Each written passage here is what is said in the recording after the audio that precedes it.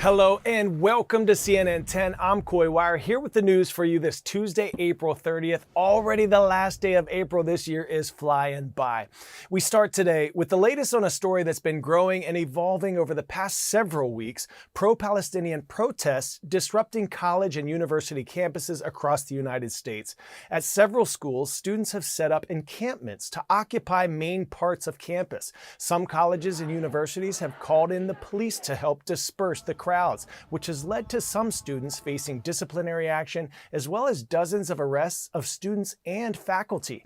So, what do these protesters want exactly? As we discussed last week, many colleges and universities have endowments, which are basically big sums of money that they acquire largely through donations. The schools invest these endowments, and these student protesters want their schools to divest or take money away from Israeli companies, from companies that work with Israel or create weapons for Israel. The protesters say these companies are helping Israel in its war in Gaza, which has killed tens of thousands of Palestinians, according to the health ministry there. Israel says it's fighting this war to take out Hamas, a terrorist organization that runs the Gaza Strip, after Hamas killed more than 1,200 people on October 7th. CNN's Rafael Romo has more about how colleges and universities are dealing with these protests as the academic year comes to a close. At university campuses across the nation, heated protests and some violent clashes between police and pro-Palestinian protesters. What I saw was unprovoked and severe brutality exacted by police. On some campuses, as fast as the protests popped up, universities called police to shut them down by removing demonstrators, a move that has been harshly criticized, and not only by those protesting. The real problem here is that the administration called the Atlanta police. The University of Southern California has canceled its main commencement ceremony, citing new safety measures in place.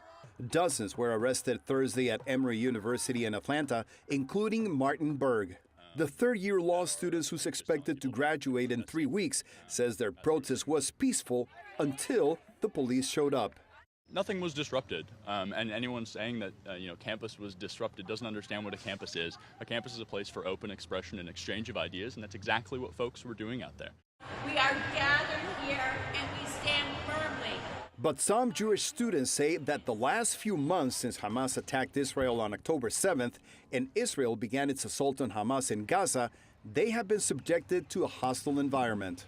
I believe everyone has a right to protest. The problem is when it becomes threatening. Others, like this first-year law school student, say tensions within the student body have made it very difficult not only to learn, but to attend school altogether. We're told that we don't belong on campus because we don't identify with their movement.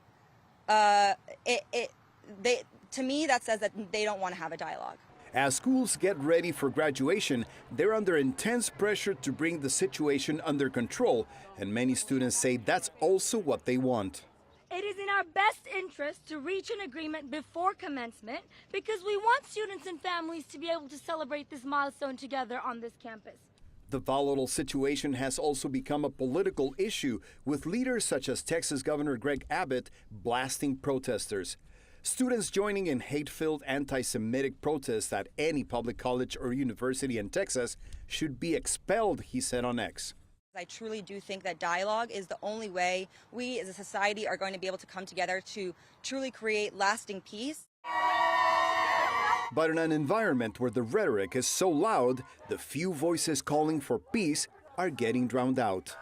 Rafael Romo, CNN, Atlanta.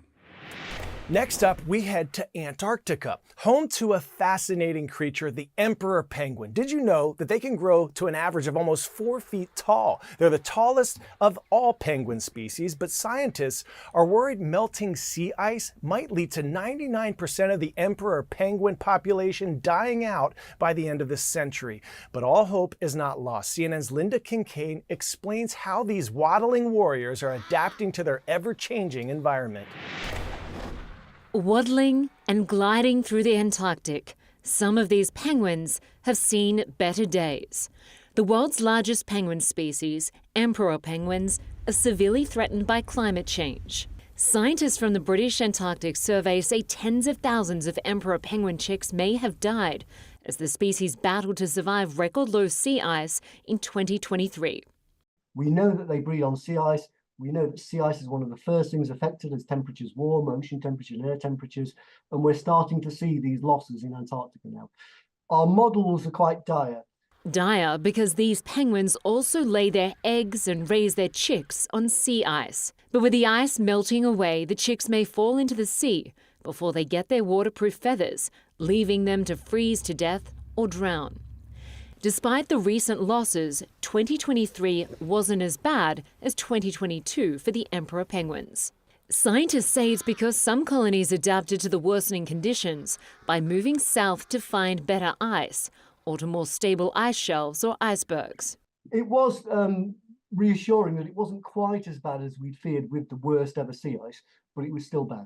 Well, this is a good sign. Fritwell says work still needs to be done to save the emperor penguin, and we should do it before it's too late. Pop quiz hotshot. Entomology is the study of what? Dinosaurs, birds, insects, or trees?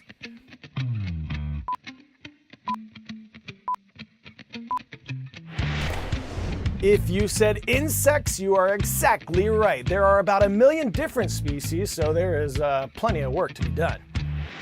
We recently told you about cicada apocalypse. It's the phenomenon that hasn't happened in more than 200 years in the US. It occurs when two different groups of cicadas emerge at around the same time, filling parts of the East and Midwest with a constant buzzing sound.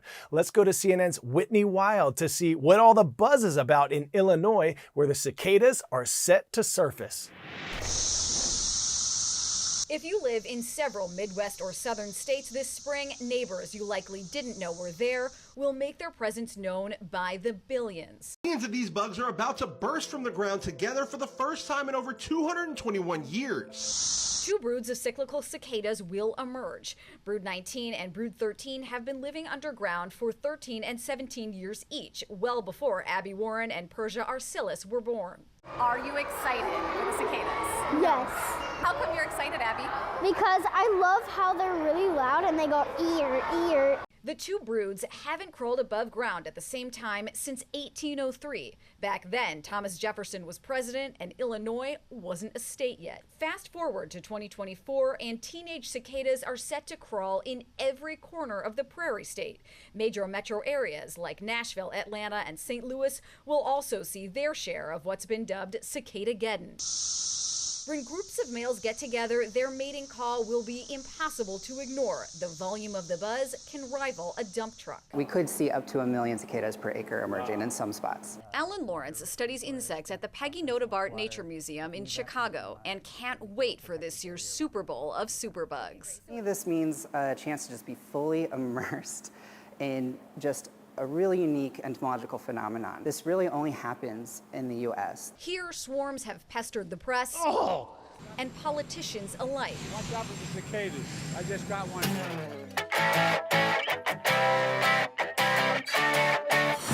For today's story, getting a 10 out of 10, I'd like you to meet an 11-year-old who loves dogs and cats so much that she wants everyone to have one. Malia Martinez is using her impressive sewing skills to make dozens of bandanas for shelter animals every week. How cool is that? I thought if we maybe got them a bandana, they would look cute and be like, oh, this one's cute. Maybe I can adopt this one, and they would get a home. She sells her bandanas too, with all the proceeds going to charity. Her goal is to help as many animals as possible. Well done, Malia. And well done to all of you. Thanks for all the shout out requests on our CNN 10 YouTube page. Shout out to Miss Flannery's class at East High School in Sioux City, Iowa. Go Raiders. And this shout out goes to Miss George's class at Weston Middle School in Weston, Connecticut. Hope you have an awesome day. Remember, tomorrow is #YourWordWednesday, so put your unique vocabulary word and definition in the comments section of my most recent posts on Instagram or TikTok. And we're going to pick a winner to highlight in tomorrow's show. Put your school, city, state, and teacher's name in there too. Go on out and be great today because you are more powerful than you know. I'm Coy Wire, and we are CNN 10.